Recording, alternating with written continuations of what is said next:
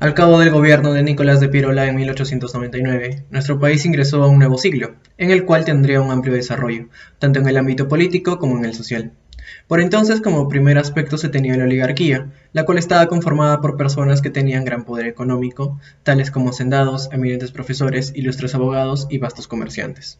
Posteriormente, esta clase social establecería un partido político llamado Partido Civil, el cual solo era conformado por personas de alta alcurnia y familias de alto poder económico, que solo velaban por sus intereses propios, pero no se preocupaban por los ciudadanos, y se mantuvieron en el poder desde 1908 hasta 1919.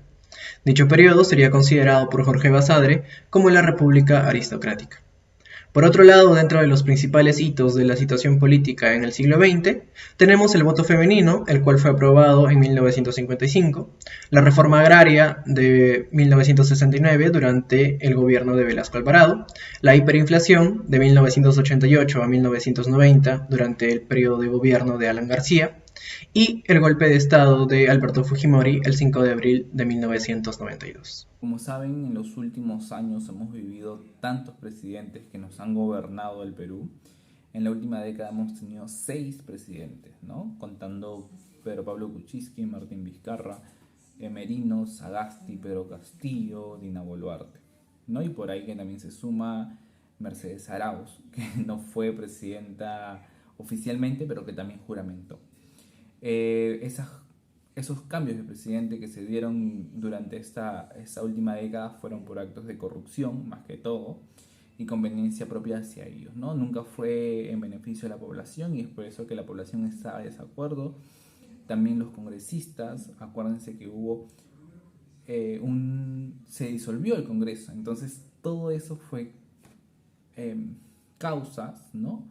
Para que la crisis política del Perú siga en peor, ¿no? En peor y nos veamos así. Los principales actores aquí en la política peruana son los partidos políticos, los presidentes, los candidatos que postulan, los congresistas también, y por ahí los ministros, ¿no? Los ministros que también eh, se benefician ellos a su interés propio.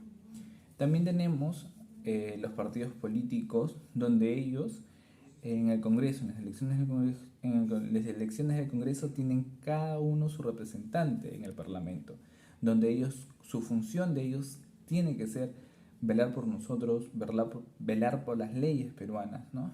Cosa que muchos congresistas no lo hacen, se toman este trabajo como si fueran unas vacaciones porque ganan dinero fácil, ¿no?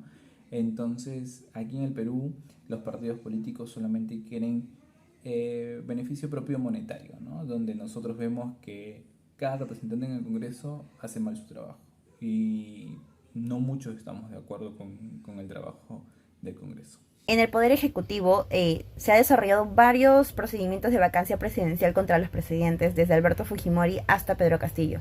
Se encuentra una clase política incapaz de ir mucho más allá de sus intereses particulares y de mirar por el interés general como tendría que ser.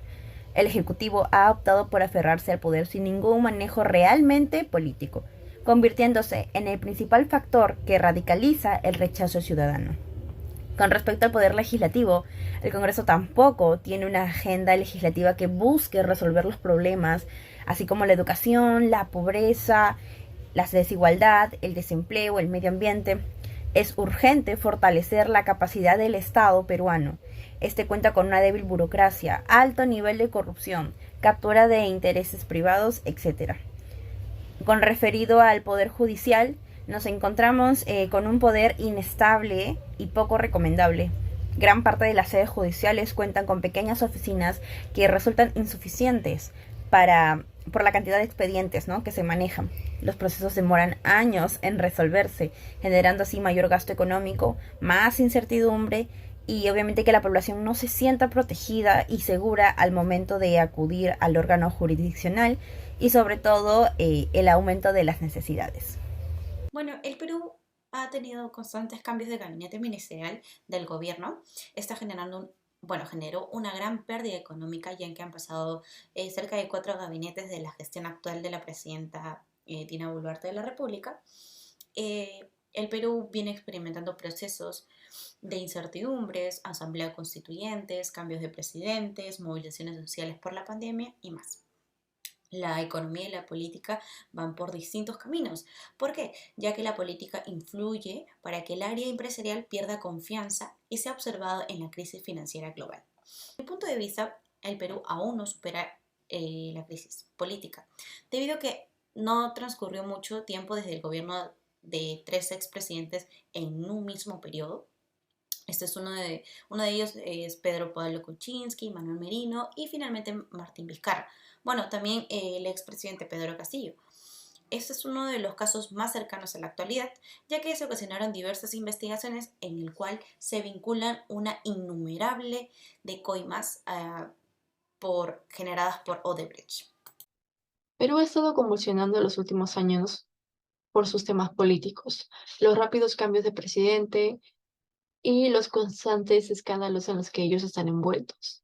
Sin embargo, ha estado en búsqueda de alternativas que le permitan superar esta crisis, atravesarla y luchar contra la corrupción, que siempre está presente en su gestión.